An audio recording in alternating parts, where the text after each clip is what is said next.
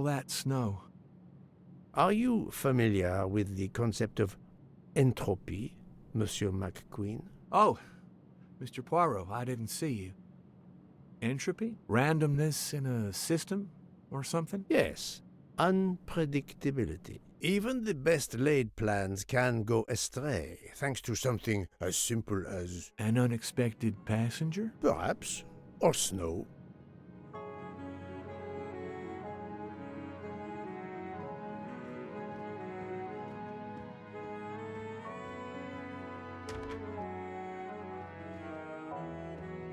Are you all right, Mr. Poirot? And Ms. Locke? Has she had symptoms again? I didn't mean to disturb you, Doctor. Everything progresses satisfactorily.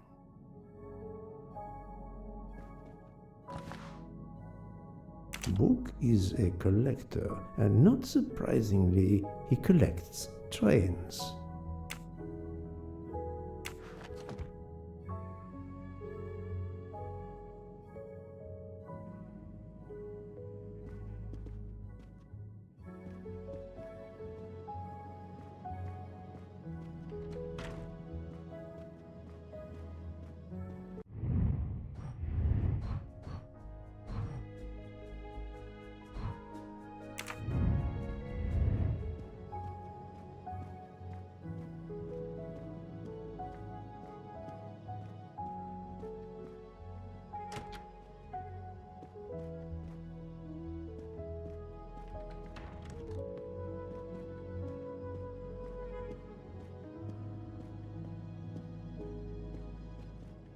I have nothing to ask them at the moment.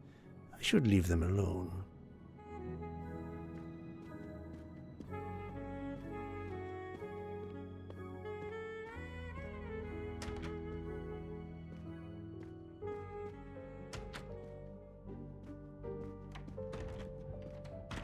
Good evening, Fräulein Schmidt. May I disturb you for a moment? You asked so politely, mein Herr, but I do not think I have a choice.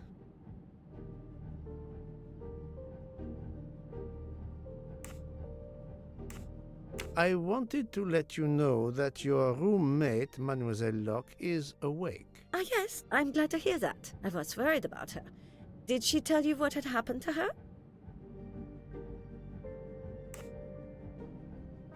Unfortunately, she doesn't remember much, but we found a residue of a sleeping pill in her cup of tea. Since you two were alone together in your room when she drank it, who else but you could have dragged her? Must I point out I do not make the tea on this train? You should question the conductor or the kitchen staff. I know you have sleeping pills, Fräulein. I do have some. Do you think I'm the only person on this train who finds it difficult to sleep? I believe the Countess Andrenier takes them. And I heard the Olsen woman thanking Mrs. Hubbard for a pill. That was aspirin. If you say so. Mademoiselle Locke could have died. Whoever drugged her must not feel any empathy for their fellow human beings, given the dose that Mademoiselle Locke ingested. She was close to death. Oh my God. What did I do? I didn't want to hurt her. Just have her sleep for a few hours while we had time. We? Time for what? Time for what, Madame Schmidt? You think I feel nothing? Nothing? That poor little girl. Indeed, that poor little girl. Fräulein Schmidt is somehow connected to the Armstrong case.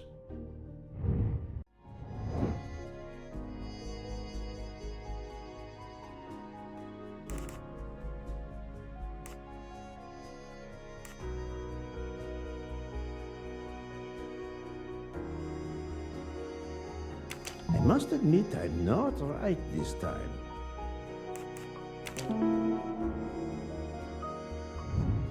That was easy.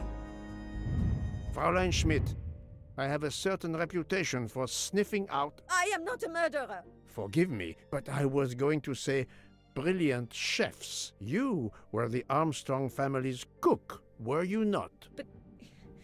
yes. I was the cook of that lovely, lovely family. I'm sorry, but I must ask you to give me some time to to collect myself. It wasn't supposed to be like this. My darling, my poor darling child. I will give you that time, Fräulein. You have given me much more in exchange. I must check in with my other suspects to make certain I have all the pieces of the puzzle in my possession.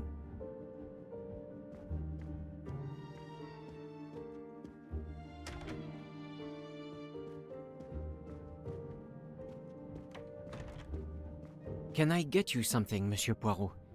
Everyone is so tense. An aperitif soon, Monsieur Fauchet, with pleasure, when the matter is resolved.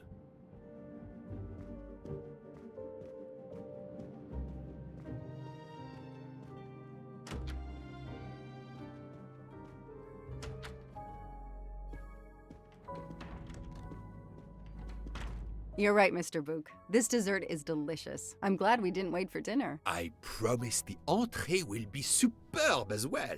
Detective Locke, you are recovering well, I see. Yes, I should be helping with the investigation. Do you know who drugged me? It is early yet for conclusions. When I return, then we shall see. Do not worry, Poirot. She is in good hands. Hotaru, Freya, and yours truly are looking after her.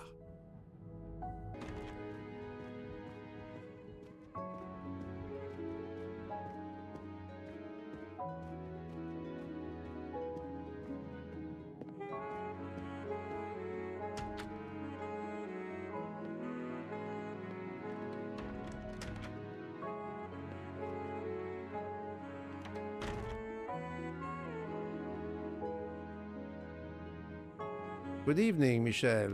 Am I bothering you? You seem stressed. With everything that's going on, I must admit, it's difficult to be relaxed. Of course, I understand. Especially since we know that Detective Locke's tea was drugged before it was served to her. Detective? Come now, Michel. Surely you would have taken the opportunity to search her things and found her badge. Luckily, she woke up and was finally able to tell us her story. Hotaru boiled the water, Jean made the tea. I just brought it. Sir, it could have been any of the staff. Your defense is to accuse others?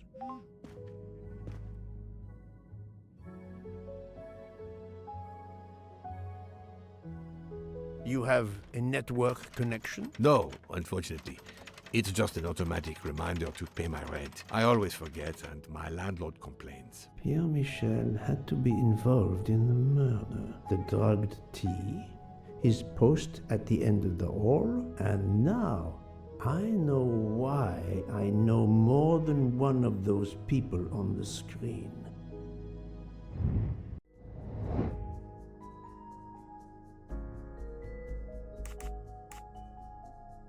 Right.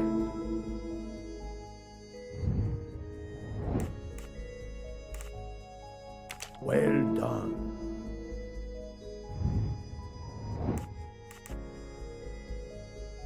Fantastic. That's the right answer.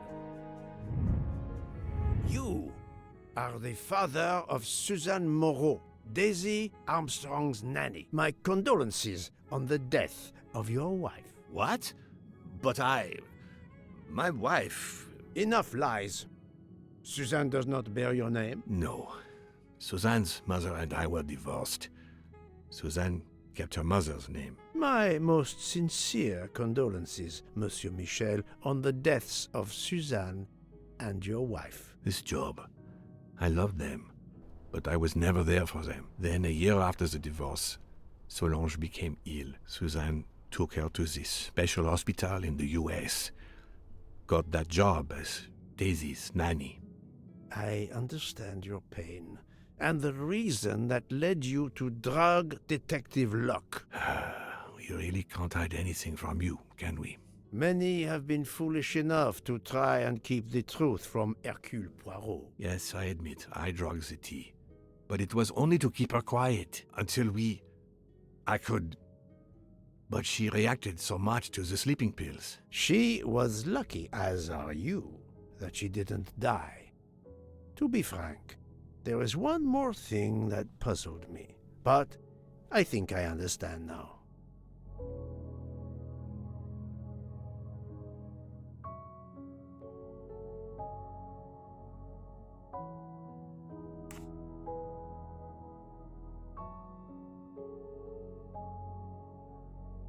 Monsieur Hardman was Suzanne's fiancé. Huh. I have the impression my whole life to you is an open book. Yes, Cyrus was my daughter's fiancé. I almost consider Cyrus as my own son. Of course, much more is clear now. I have been patient long enough. It is time to go and see what all the commotion is next door.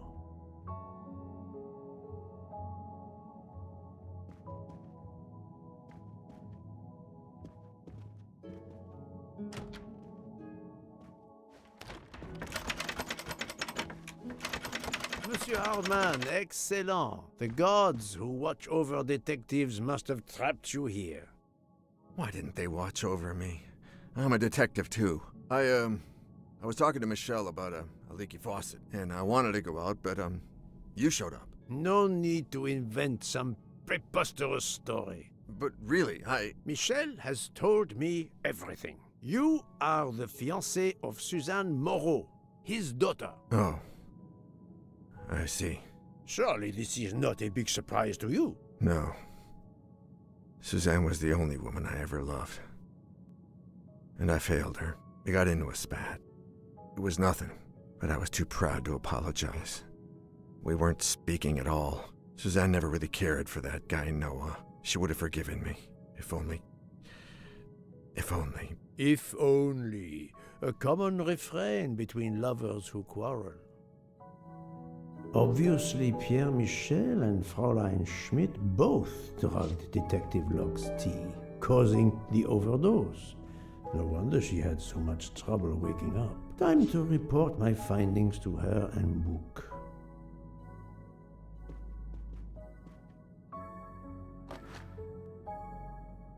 I wonder if our master chef gets his recipes from a game.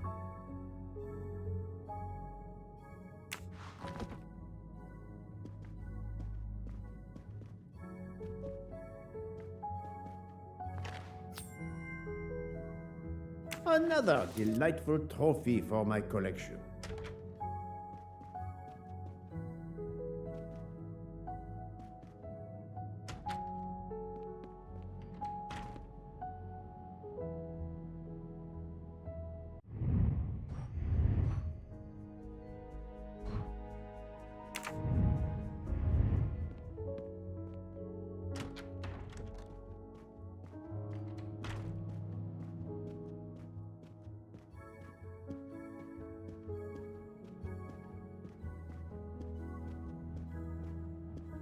So, my friend, tell me, you have something new?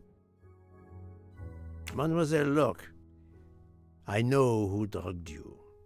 Fräulein Schmidt and our conductor Pierre Michel both admitted putting sleeping pills into your tea. This explains your overdose. They are relieved you are recovering. Michel drugged a passenger? On behalf of the company, I offer my apologies to you, Mademoiselle Locke. Michel will answer for this outrage. Both of them? I was pretty sure about Fräulein Schmidt, but I admit that I did not suspect the conductor. I have uncovered multiple connections with the Armstrong case. Pierre Michel is the father of Suzanne Moreau, little Daisy's nanny, and Monsieur Hardman was Suzanne's fiancé. As for Hildegard Schmidt, she was the cook of the Armstrong family. What a coincidence, don't you think? But it's incredible! What are the odds that so many people linked to that tragic affair ended up on the same train? About the same as you winning the lottery, my friend. I wasn't the officer who interviewed Fräulein Schmidt back then, so she couldn't recognize me here on the train. How could they know who I was? There were other passengers who might have. Or she may have seen you when you visited the Armstrong home. It is now clear to me that some of the clues to this elaborate plot were staged for my benefit.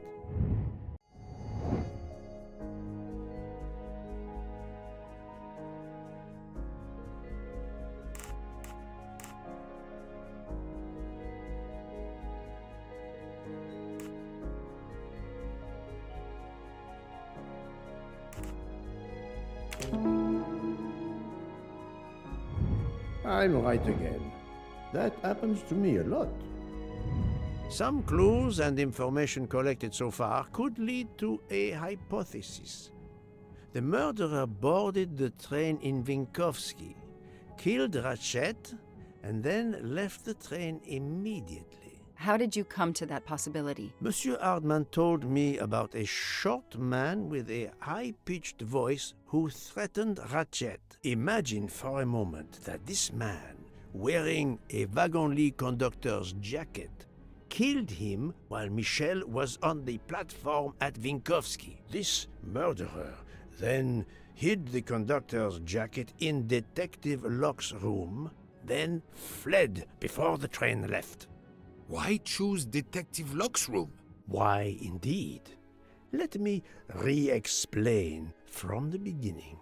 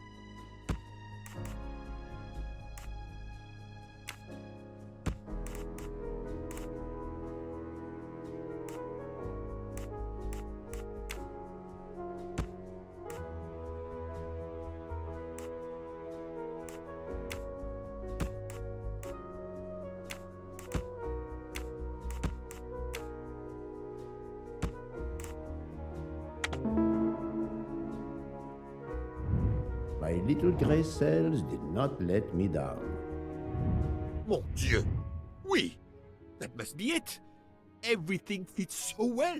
It fits too well, my friend. Other clues lead to a second hypothesis, much more plausible.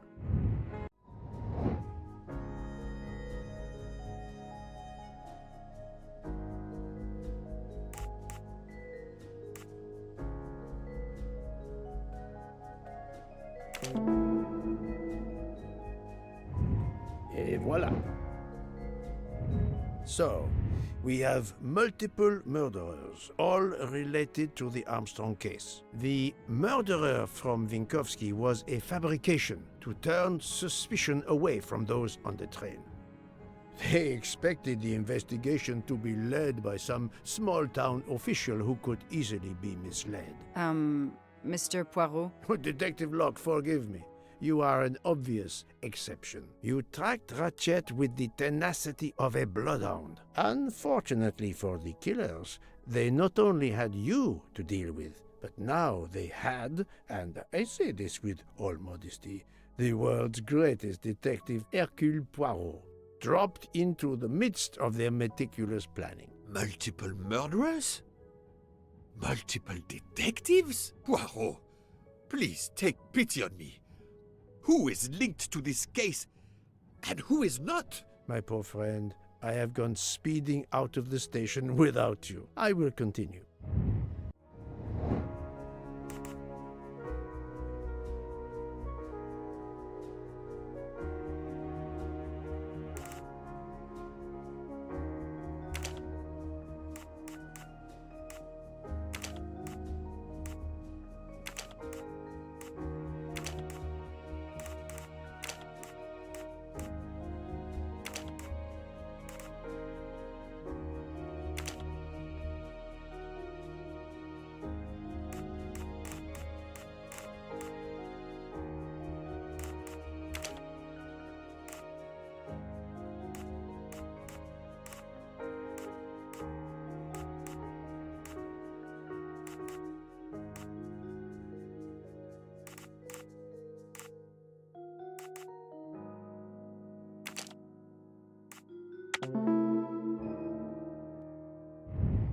That was easy. Fräulein Schmidt, Pierre Michel, Monsieur Hardman, and Monsieur McQueen are all linked to the Armstrong case. I also know that Sonia Armstrong's sister and godmother, Countess Andreni and Princess Dragomirov, are on this train. And finally, Detective Locke discovered that Mr. Foscarelli was the Armstrong chauffeur. If we add Detective Luck and Ratchet, of the 12 passengers in that coach, 9 have a connection with the Armstrong case. What next, Poirot? Or should I say, who next? It is time to summon everyone. Everyone? Even Dr. Constantine? The train crew other than Michel? Dr. Constantine, yes. I will need him. But we don't want the others as witnesses. I will see that their duties keep them occupied elsewhere. Excellent. I have always thought this moment in a case is much like Rodin unveiling the thinker before a captivated audience. A work of art. Have you not felt that way, Detective? No, Mr. Poirot. I'm happy just to slap the cuffs on him. Well, there is some artistry in that as well, I suppose. Where would you like the unveiling, Poirot? The lounge? Perfect. Then I will gather all the passengers in the lounge.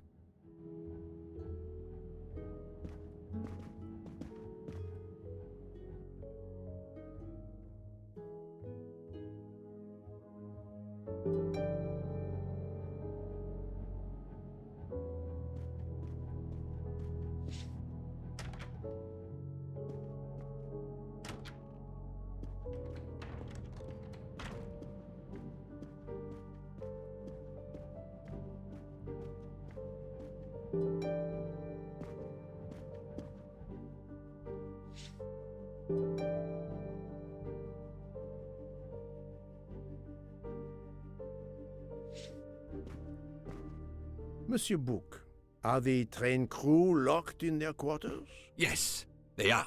Then the stage is set for the final act.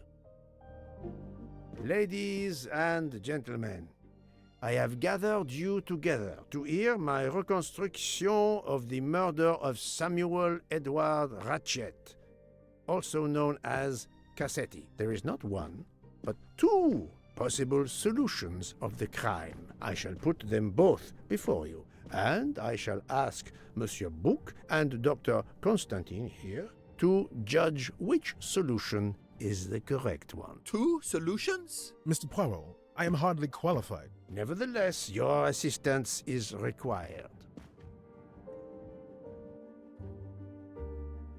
Now, you all know the facts of the case. Ratchet was found stabbed to death this morning. He was last known to be alive at 12:37 a.m. last night, when he spoke to the wagon-lit conductor through the door. His watch was found to be badly dented, and it had stopped at 1:15. Dr. Constantine, who examined the body, puts the time of death as having occurred between midnight and 2 in the morning. At half an hour after midnight, as you all know, the train ran into a snowdrift. After that time, it was impossible for anyone to leave the train. So, here is my first theory. The enemy, as Ratchet expected, joined the train at Vinkovsky by the door left open by Captain Arbuthnot and Monsieur McQueen, who had just descended to the platform. He was equipped with a wagon-lit jacket, which he wore over his ordinary clothes, and a pass key which enabled him to gain access to Ratchet's compartment in spite of the doors being locked. Ratchet was under the influence of a sleeping draught. This man stabbed him with great ferocity, 12 wounds in all. He left the compartment through the communicating door to Madame Hubbard's compartment. Yes, that's so. Scared me half out of my wits. The murderer thrust the dagger he had used into Mrs. Hubbard's handbag in passing. Without knowing it, he lost a button of his uniform. Then he slipped out of the compartment and along the corridor. He put the uniform jacket into Detective Locke's suitcase to cast suspicion on her. And a few minutes later, dressed in his ordinary clothes, he left the train just before it started off again, using the same means for egress, the door near the dining car.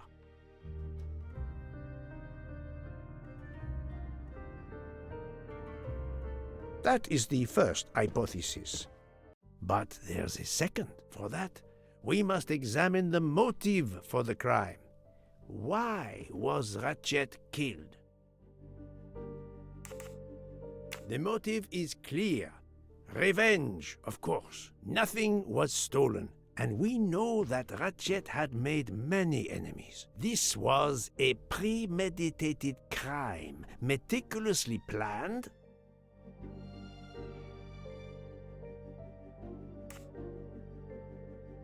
Since the kidnapping and death of little Daisy Armstrong, which traumatized many people close to the family. Even when the police concluded that it was Suzanne Moreau, questions remained. Detective Locke continued her investigation, as did others. They became convinced the truth lay elsewhere. We now know who the real murderer of Daisy is. It is clear now that Daisy's killer was Ratchet, also known as Cassetti and Michael Clark and how many other names. But of course, many of you have known this for a long time. It is obvious that the 12 stab wounds are not a random number. Dr. Constantine's analysis revealed that some stab wounds appeared to have been caused by a right-handed attacker. Others indicated the knife wielder was left-handed. Some wounds were deep, more than one fatal, yet others were not much more than mere scratches. What can explain these discrepancies? This leads us to an obvious conclusion. They are symbolic.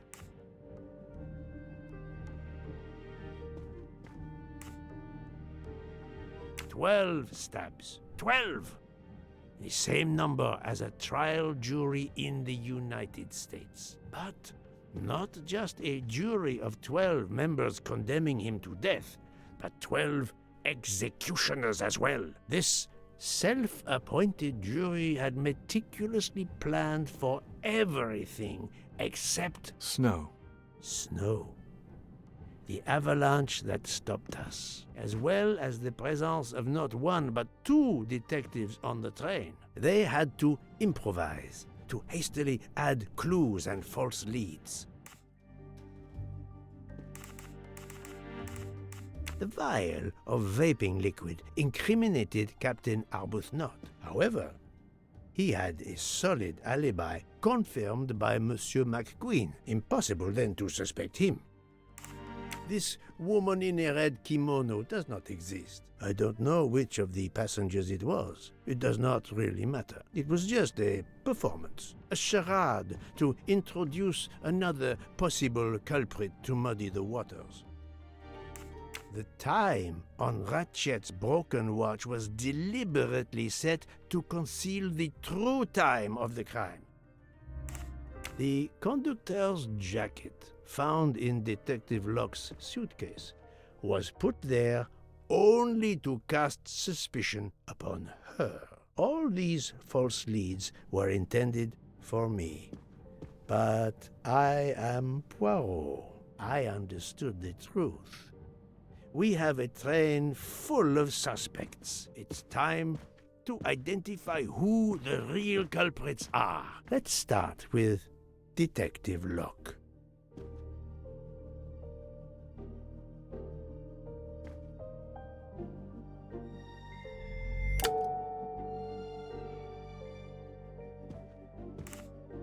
Planting the conductor's jacket in her suitcase was an attempt to implicate Detective Locke, but she couldn't fake her drugged condition. Dr. Constantine can testify that the drugged tea incapacitated her for hours, and she had 2 relapses. Let us move on to Monsieur McQueen. When I told him about Cassetti, he looked very surprised that I managed to make the connection between him and the Armstrong case. He told me, "But I thought we had..." I think he meant,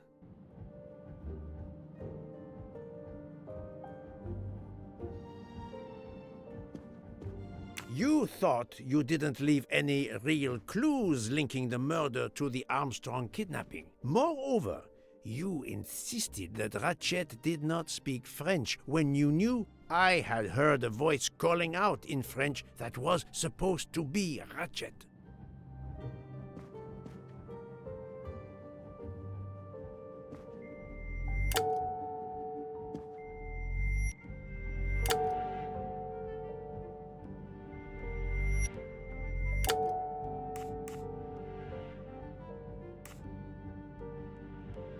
You took some pleasure in leaving me false clues, I think. It was quite annoying.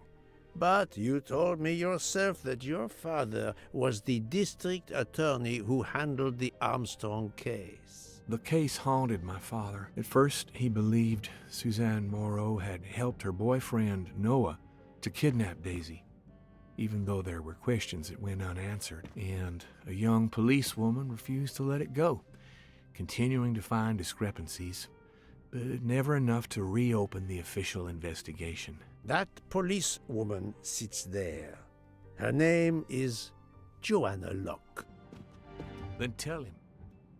Tell him how in the end my father believed you, how he resigned a job that he loved, racked with guilt that he may have let that monster go free. He died young, broken, his faith in justice broken. That's what Ratchet did to him. Thank you for your honesty, Monsieur McQueen. Your father is one more victim of the man who called himself Ratchet.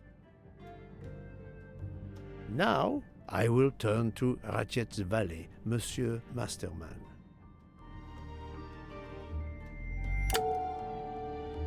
No, Poirot. Remember Ratchet's sleeping pills.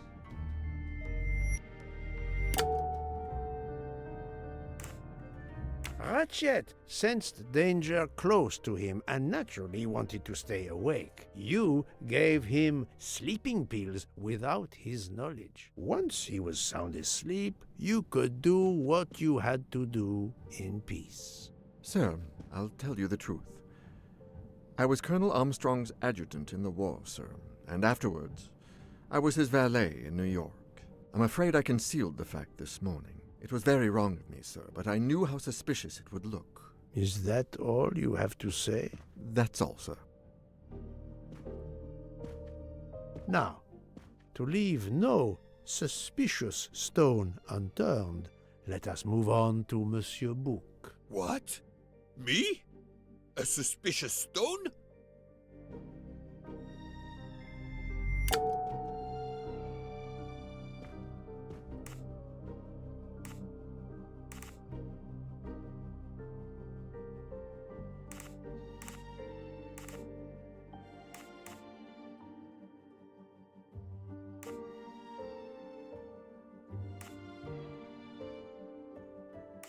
Bouc, my friend, of course you are not guilty. You did everything you could to get me on this train. What madness would cause you to ensure, and I speak with all modesty, that the best detective in the world could be present to witness your crime? But doesn't our friendship count as well? Most assuredly, but a murderer can wear all sorts of masks, including friendship. Let us consider our ever-efficient wagon-lit conductor, Pierre Michel.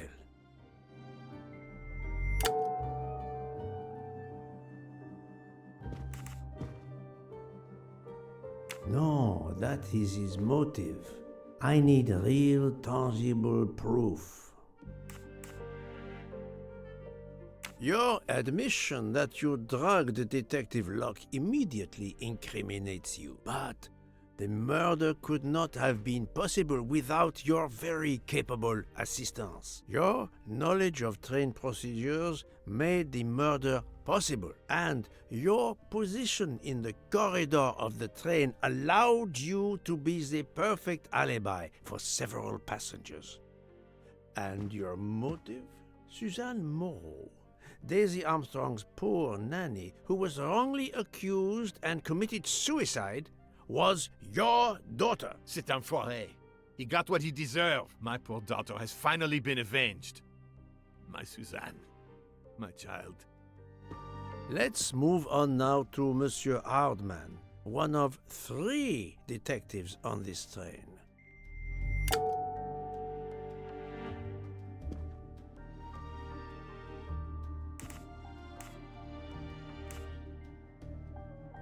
Monsieur Hardman, I think you are a real detective, but you were never hired by Ratchet. Your alibi was that you were watching the corridor to protect Ratchet, which, of course, you never did. You protected Pierre Michel. However, we just saw that his alibi doesn't hold up, so neither does yours. I don't know about the conductor. Being Suzanne's fiancé, you had a substantial motive to punish Ratchet. You used your detective skills, just as Detective Locke did, to hunt him down and finally avenge the death of your beloved. That's right, Mr. Poirot. I do have some detective skills. I never doubted it. Now, Fraulein Schmidt, the lady's maid with the soul of a cook.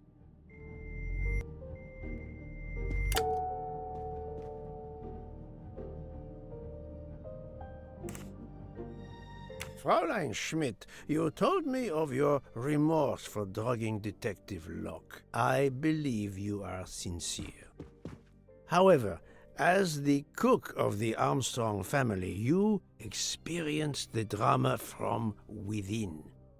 The death of Daisy, then Sonia Armstrong, who died in childbirth, and finally, Suzanne and John Armstrong. So much misfortune in that poor family. The death of this criminal is only justice. Let us move on to Countess Andreny. I was impressed by the earnestness of her husband when he swore to me solemnly on his honor that his wife never left her compartment that night.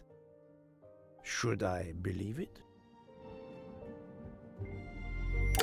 Even if it seems logical, it's more complicated than that. I believe Countess Andreny.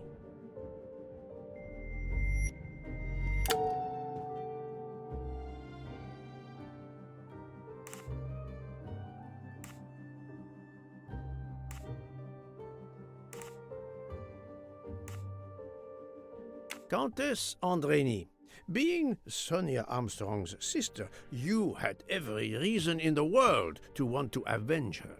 But you were incapable of stabbing someone, even after what he had done to you and your family. The night of the crime, you simply took a sleeping pill. I appreciate the irony that nearby, Detective Locke was also in a drugged sleep. When you awoke, you thought the nightmare was over. Rudolph? Hush, my love. Hush. Excellent transition. I was coming to you, Count Andreny.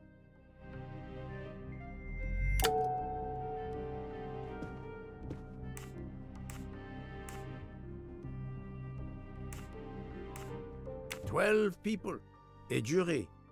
This was very important to all of you. If Countess Andreny did not stab Ratchet, someone had to take her place. And you, Count, the beloved husband. I've seen how fiercely you love and protect your wife. Enough!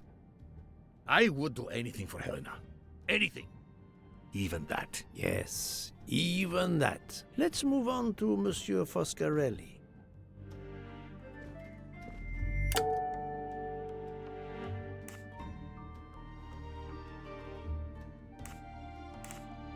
Detective Locke found out that you were the Armstrong chauffeur, and that you planned to travel on the same train at the same time as Ratchet. That is what made her decide to obtain a ticket as well. Unfortunately, she could not prevent the murder. Have you lost your tongue, Mr. Foscarelli? Oh, Daisy. She was the delight of the house. Tonio, she called me. And she would sit in the car and pretend to drive me. And you, Mademoiselle Olson. a champion for the immigrants, a worthy calling.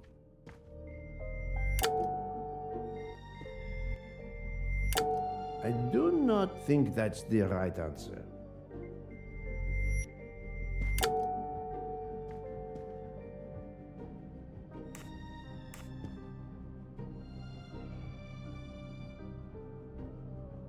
Mademoiselle Olsen, you supported Madame Hubbard's story about her connecting door latch, a story that I later demonstrated to be impossible. So, you deliberately lied to me, and you also lied about Mademoiselle Debenham's whereabouts.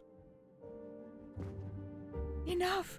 I can't take this anymore! I know what you want from me, Mr. Poirot. Very well. Here it is. She was my little Daisy, my angel, so patient. When I patched a scrape or took her temperature, that was my job. But she was so much more to me. She was a shining light in an ever-darkening world. I've tried to honor her by caring for children who have lost everything. Thank you, Mademoiselle Olsen. You too shed light on your part in this mystery. You were Daisy Armstrong's nurse. I will ask you no more questions. It is enough that you have admitted what I know to be the truth, and I understand. Let's move on. Dr. Constantine. You suspect me? I know none of these people. I didn't know Ratchet either, and I've taken a solemn oath to help people, not murder them.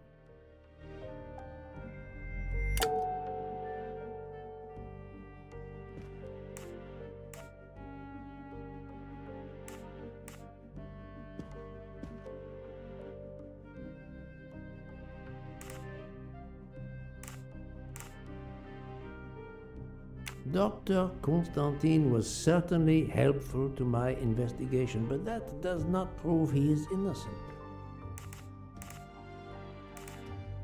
You are one of the few people in this room not to have any connection with the Armstrong case. Moreover, your alibi is confirmed by Monsieur Bouc, whom I would trust with my life. That is very kindly said, my friend. We now come to Mademoiselle Debenham and Captain Arbuthnot, whose relationship was not in doubt from the moment I inspected your room at the hotel. You have a bloody nerve. Indeed, I do. We're getting married. Congratulations. But I would rather talk about your relationship to John Armstrong.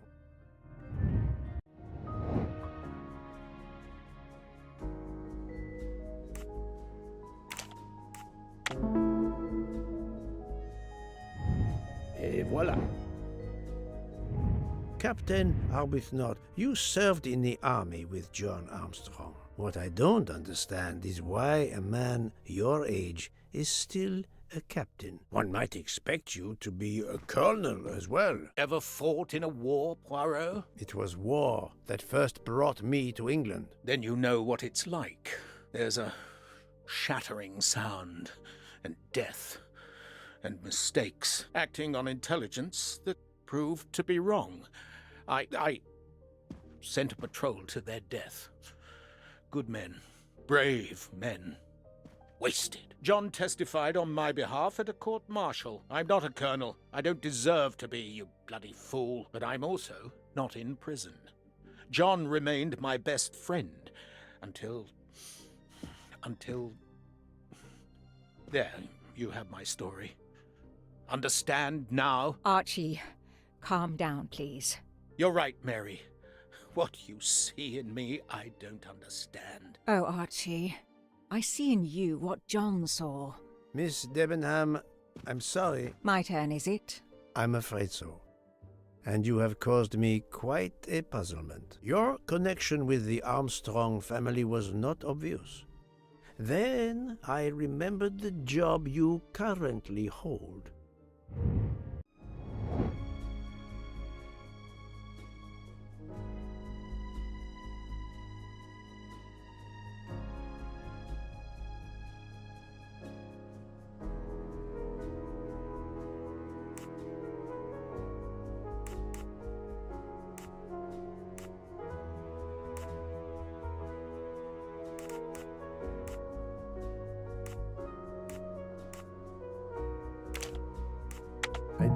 not think that's the right answer.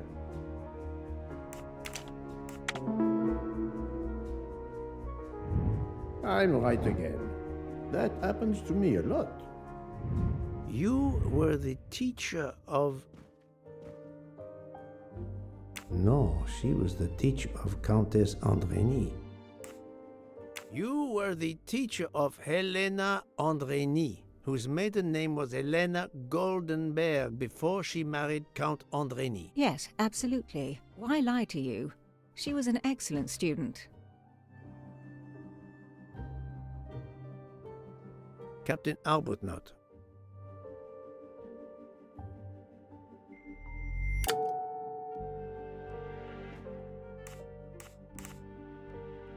No, his vial found at the crime scene was a decoy. You had one of the strongest alibis, thanks to Mr. McQueen, but his testimony melted like a snowflake. There went your alibi. Poof! Unless you have another one.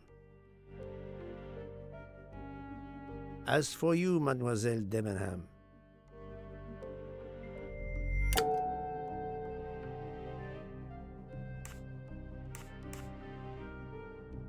Mademoiselle Olsen was the only one who could confirm your alibi. I think you know where you stand. Very good, Mr. Poirot.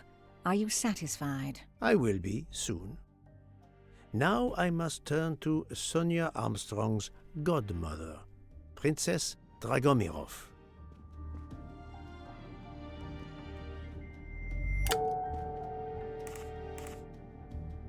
Princess Dragomirov, you weren't on my list of suspects at the start, given your social position. I left my social position in a cold country. Do you object to being addressed as Princess? I deny people the opportunity. It makes a good story to tell their friends. It also guarantees a good table in the best restaurants. Princess, there is also, forgive me, your extreme physical fragility. It does not stop me when I must be strong. Indeed.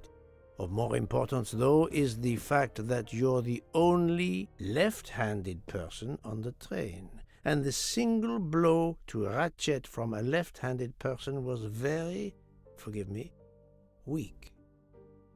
Finally, I'm afraid I know the alibi that you shared with Fraulein Schmidt is false. You have been very thorough, sir. I hope you will permit me to say we are much alike. I am honored. Now it is time to end with Mrs. Hubbard, or should I say,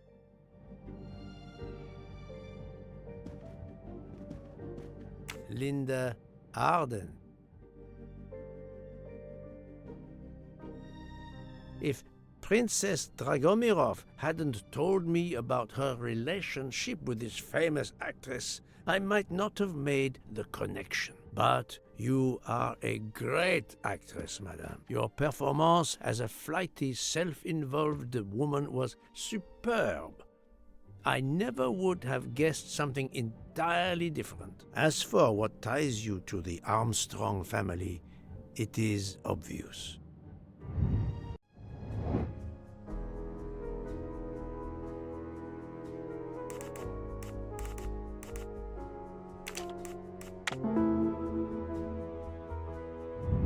My little grey cells did not let me down. Mrs. Hubbard, you are the mother of Sonia Armstrong and Mrs. Andrény.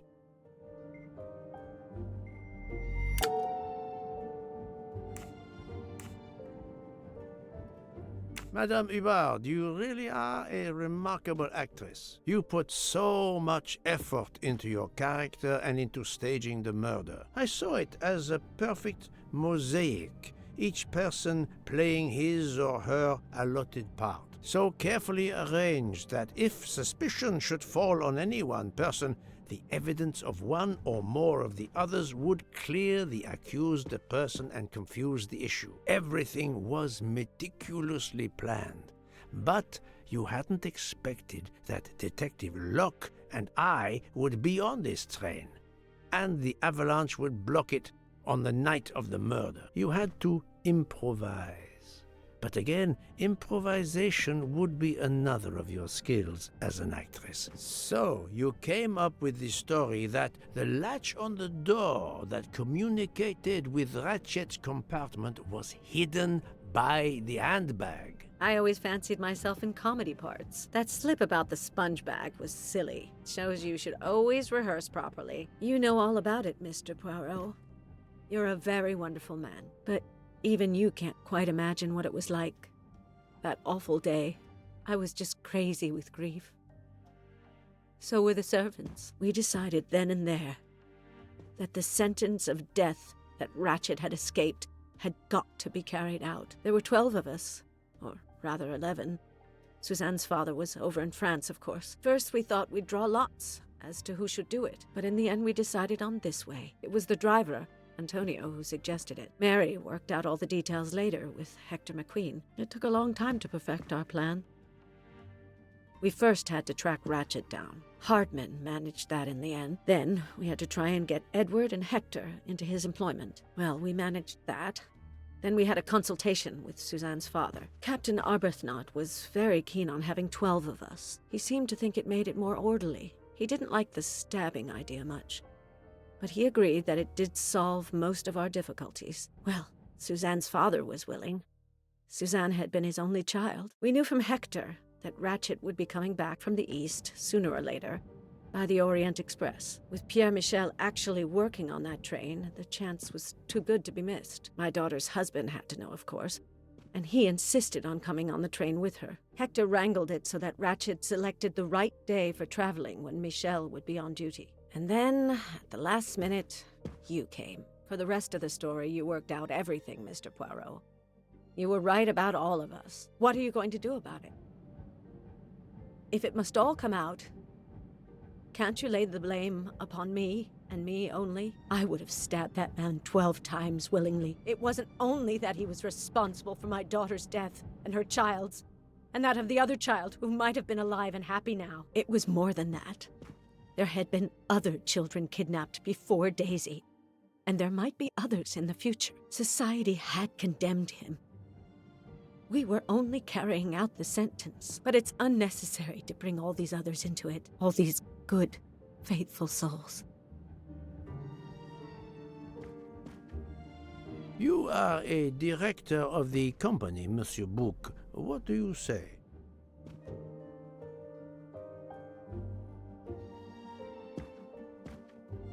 In my opinion, Poirot, the first theory you put forward was the correct one.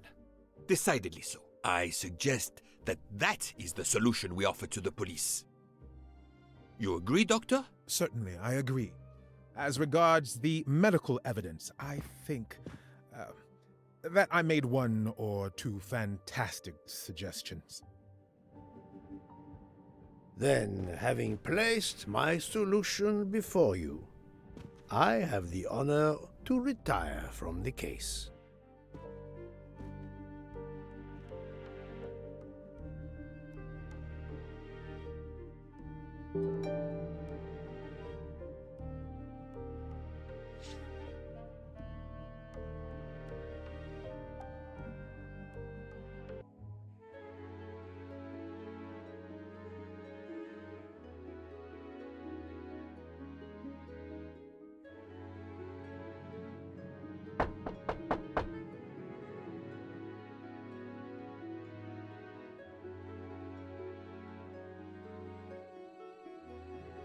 I'm sorry to wake you up in the middle of the night, Poirot, but it couldn't wait. There was a detail that bothered me in my preliminary autopsy of Ratchet's body. I went back to examine the body and I discovered a wound covered by another. The blow I hadn't seen was delivered by a thinner, sharper blade. So there were not 12, but 13 stab wounds. 12 stabs for 12 jurors. It doesn't work with 13 wounds. The symmetry is destroyed. It can't be one of the culprits who stabbed him twice? Doctor, a different knife was used. There is only one explanation.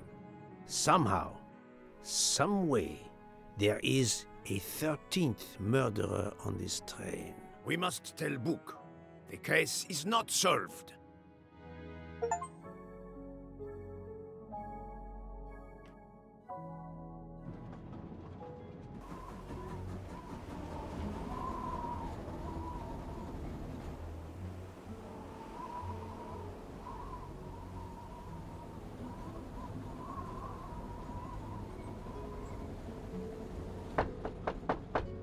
Please, come in. Ah, book. I see we are moving at last. Yes. The way was finally cleared while we slept. If all goes well, we will arrive in Venice this evening. The train will be there for several hours for refueling and reprovisioning. What do we do with the 13th murderer? Do you have a lead? I thought about it. There is one clue that was left aside in my investigation. The diary I found in Ratchet's safe mentioned an appointment in Venice. Someone with the initials A.W. He will never keep the appointment. But there should be enough time. I must try to keep that appointment for him.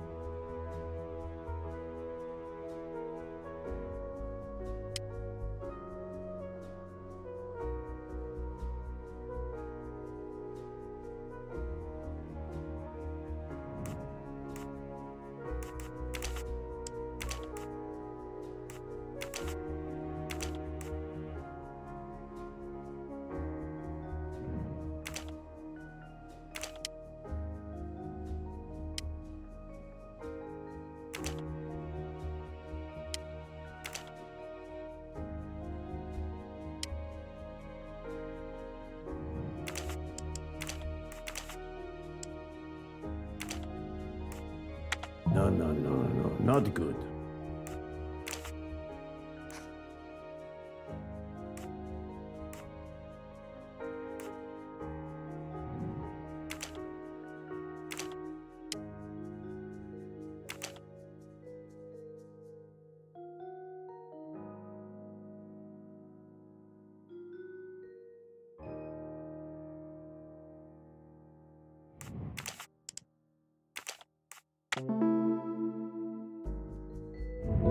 I'm right again. That happens to me a lot.